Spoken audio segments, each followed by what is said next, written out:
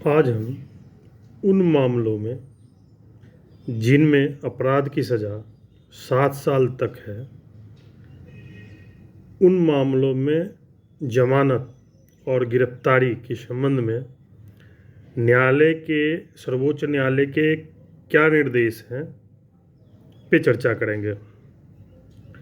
हाल ही में supreme court ने एक बहुत ही महत्वपूर्ण निर्णय Satyendra Kumar until versus CBI में दिया है, जिस पे बेल और अरेस्ट के लिए एक विस्तृत निर्देश उसमें जारी करा है।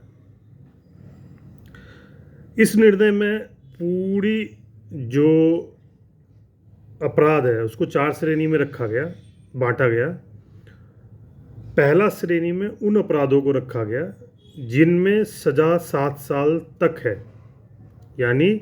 जिसमें अधिकतम सज़ा 7 साल तक है। हालांकि इसमें उन विशेष कानूनों को अलग रखा, जैसे कि मनी लॉन्ड्रिंग केस के लिए पीएमएलए, नारकोटिक्स ड्रग्स के लिए एनडीपीएस, यूएपीए जैसे विशेष कानून को इससे बाहर रखा। इन विशेष कानूनों के अतिरिक्त जिस भी अपराध के लिए सज़ा 7 साल तक हो, सुप्रीम कोर्ट ने इस बात पर जोर दिया है कि पुलिस वैसे मामलों में तुरंत हर एक मामलों में स्वतः ही अरेस्ट न करे, बल्कि आवश्यक हो तभी उसमें गिरफ्तारी करे। और पुलिस को लगता है कि ऐसे मामलों में जिनकी सज़ा अधिकतम 7 साल है, में अरेस्ट जरूरी है, तो उन आवश्यक कारणों को लिखित में रिकॉर्ड पर रखे कि क्यों इसमें उन्होंने अरेस्ट करा है। ऐसे मामलों में सुप्रीम कोर्ट का निर्देश है कि अरेस्ट के बदले नोटिस ऑफ अपीयरेंस जो सेक्शन 41 में है जारी करना चाहिए आरोपी को, और आरोपी उस नोटिस ऑफ अपीयरेंस के बाद अगर जांच में सहयोग कर रहा है तो अरेस्ट को अवॉइड करना चाहिए।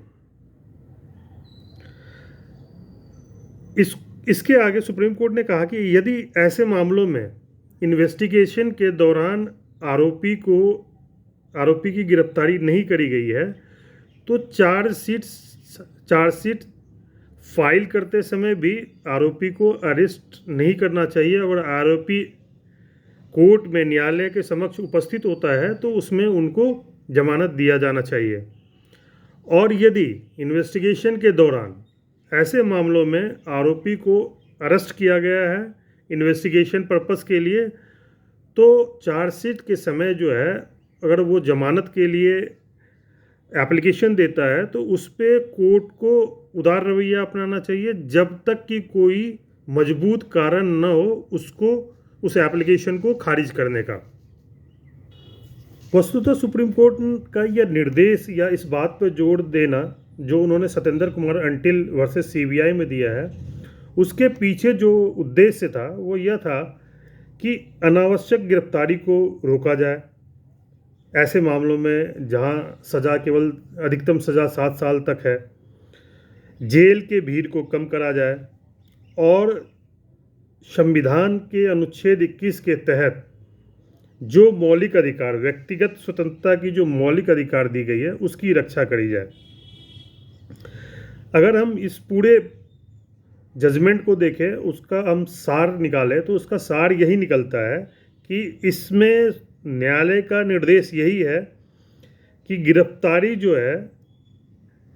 नियम न होकर अपवाद होना चाहिए। गिरफ्तारी ऐसे मामलों में नियम न होकर अपवाद होना चाहिए, और जमानत ऐसे मामलों में जिसमें अधिकतम सज़ा 7 साल तक है, जमानत जो है नियम होना चाहिए, अपवाद नहीं।